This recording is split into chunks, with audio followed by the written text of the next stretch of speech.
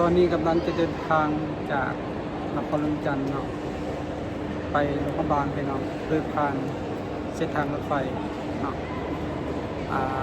มื่อนี้ก็เป็นเดือน3/2026มาเบิ่งว่าผู้โดยสารจากนครลำจันทน์สู่โรงพยาบาล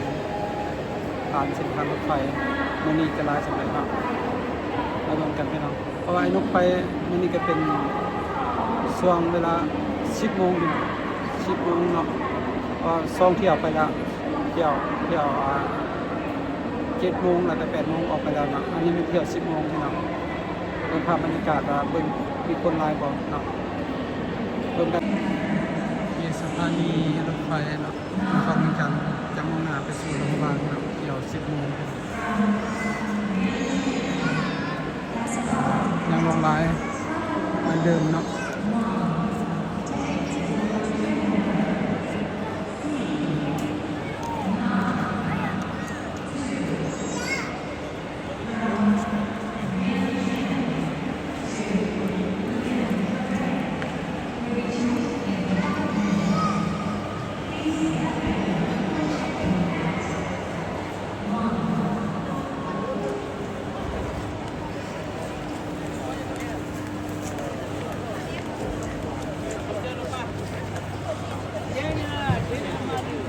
มันจะมุ่งหน้าไปสู่โรงพยาบาล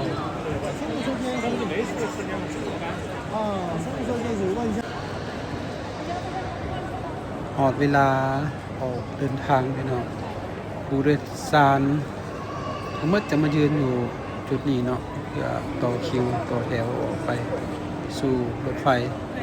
ถือว่าเที่ยวนี้เป็นเที่ยวที่3แล้วได้พี่น้องเที่ยวที่3แล้วเนาะเที่ยวที่1เที่ยวที่2ที่ออกไปแล้วอันนี้เป็นเที่ยวที่3ก็บางส่วนก็ยังหลายคือเก่าพี่น้องเห็นบ่ยังหลายคือเก่า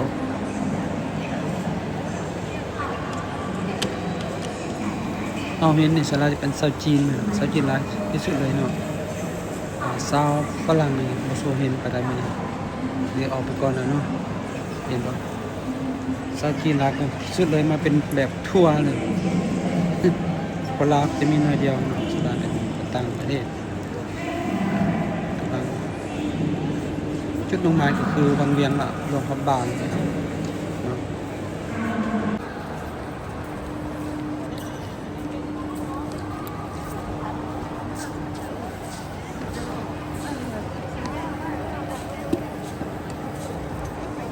อาจจะได้ตู้ที่13บ่นั่งที่16 4เดี๋ยว9:50คิดว่าเดี๋ยว10 โมง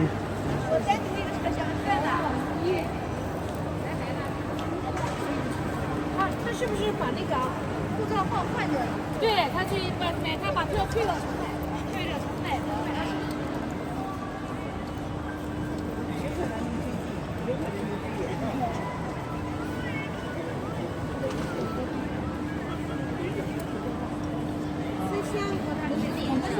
主办你在我旁边啊，您是谁？哎，怎么有这么神？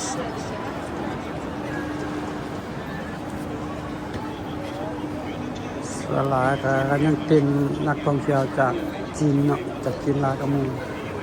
จากจีนเกาหลีพี่น้องอาจจะแจ้งปีเข้าเนาะปีเข้ารถไฟปีออกจาก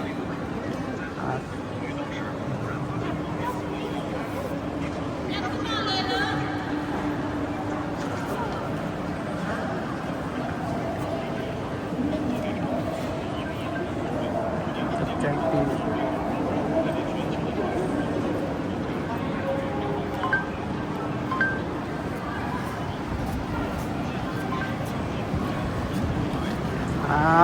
ออกข้างนอกแล้วเนาะตู้ที่รถไฟ2 หัวต่อสักกันรถไฟ2 หัวต่อสักกัน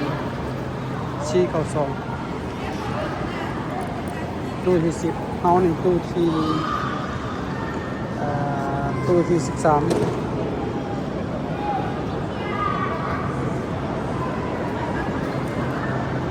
13ตัวใด13ไปทางนี้เนาะ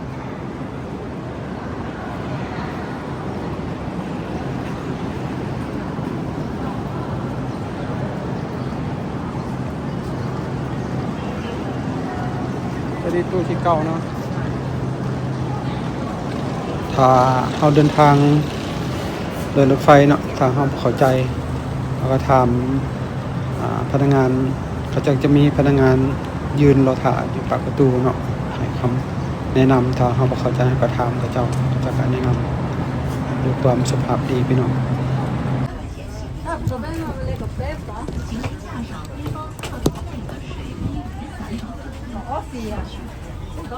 สอกหาบอนนางเนาะบอนนาง16ซีโอ้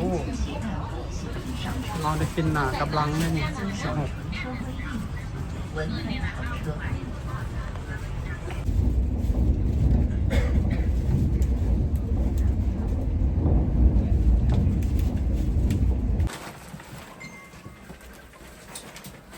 พอดี2 ชั่วโมงเต็มๆเลย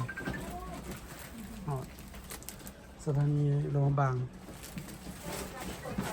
กำลังออกวันไหนออกแล้วเธอกำลังออกไป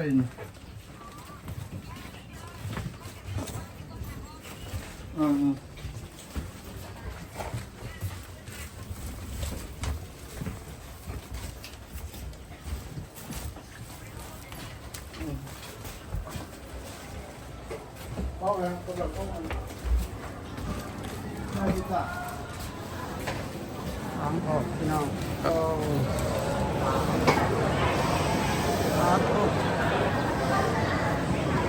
เต็มมาเลยเน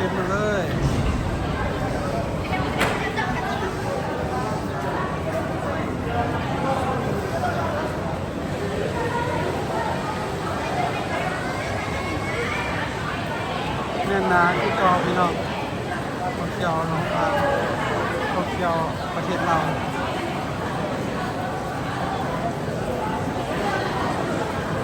ลายอาจจะเป็นที่จีนคนเกาหลีเนาะอยาก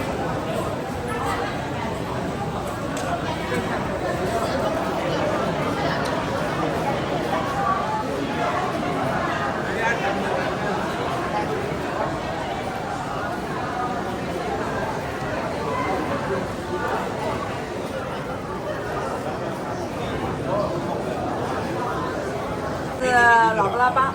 这种车怎么打啊？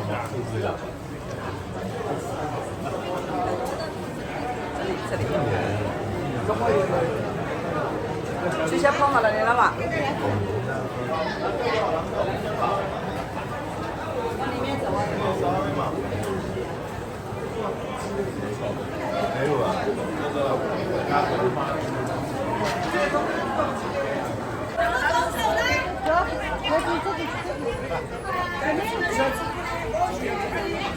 那里。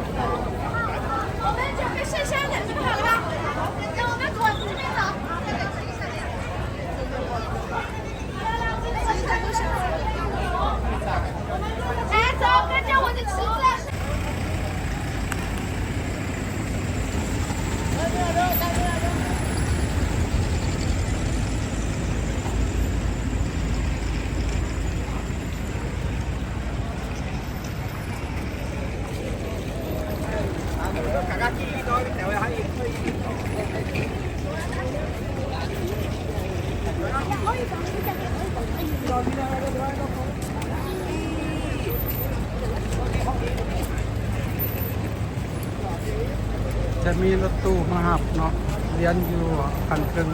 อยู่สันเทิงอยู่นะแล้วก็อยู่สันลุมก็มีเนาะอันนี้คือสถานีรถไฟโรงพยาบาลเนาะคือคักพี่น้องเต็มเหมือนเดิมประเทศเราแต่ว่ารถตู้มาหับอยู่คันเครื่องนี้ก็เต็มเลยนะ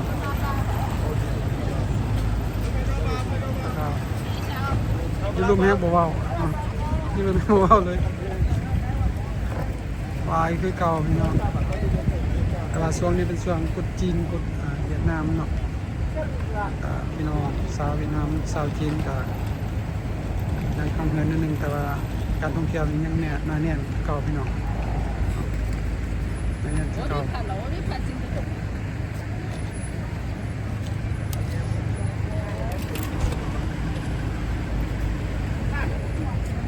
เลยคำมาฮับส้มก็อย่าลืมกดไลค์กดแชร์กดติดตามต่อให้นุ๊กพาส้มพี่น้อง